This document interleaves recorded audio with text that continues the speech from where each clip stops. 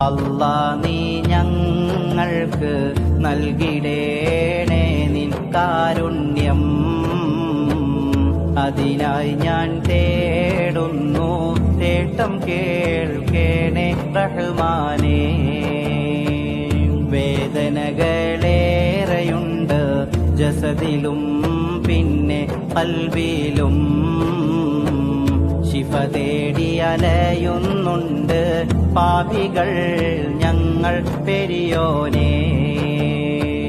മൗലായ സല്ലി വസല്ലിം ദായിമൻ അബദാ അലാ ഹബീബിക ഖൈറിൽ ഖൽഖി കുല്ലിഹിം.